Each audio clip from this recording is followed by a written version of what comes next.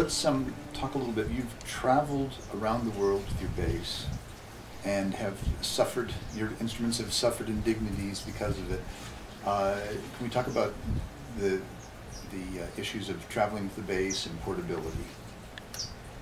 It's been the nightmare of my life, and I would have continued my career at least another 10 or 20 years. I really still have chops at my age, which makes me feel really happy, but and I really didn't know that it was going to be like this, but I retired early because I just could not continue to enter an airport and know that I'm going to have a fight on my hands. So I was traveling for I don't know how many years, first class all the time, because I had you can imagine the additional expense in order to have room for the bass.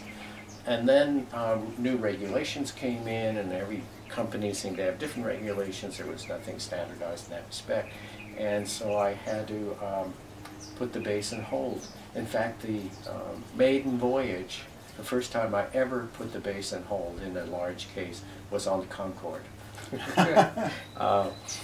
which was small. You know, there was limited space, but they still accepted it.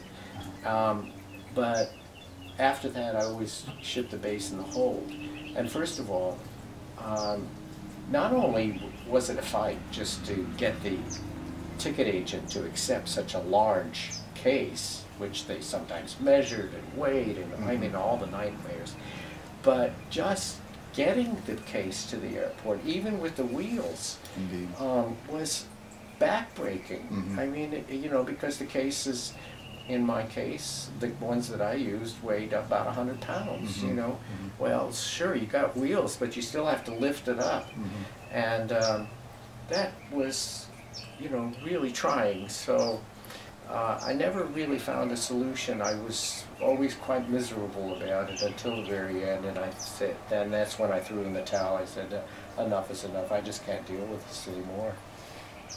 Now, you've recently acquired an alter ego contrabasso, which has a removable neck that has an ingenious mechanism of allowing you to store it inside the cavity of the bass.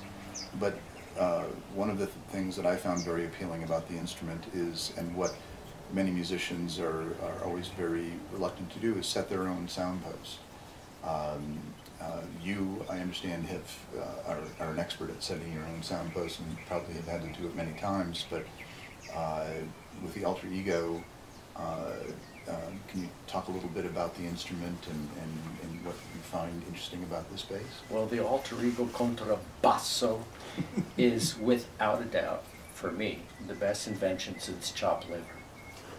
I wish I had that before I retired, because I would not have retired. I would have kept on going if I had the alter ego, because first of all, it travels in a small case, and it's not heavy. The bass itself is not even that heavy, and it's so maneuverable, so easy, and I don't think any ticket agent would ever make any fuss about it. It's a little bit larger than your normal suitcase, but it's not gargantuan like you know, the mummy-shaped cases for basses. The user-friendly aspect of it is just wonderful, and being able to stick your hand into the cavity, which to me is incredible, and you could just move the sound post with your hand and just get it into a position you like.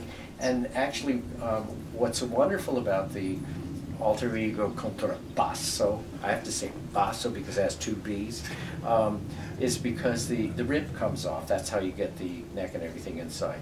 So the rib that you lean against, or on the side that you lean against, comes off, and so that's how you can reach in to move the sound post. Well, you don't have to put the rib back. The bass will still play without it. Right. And so you can play around and say, I don't know, I think I should maybe move the sound post a little closer or a little further away.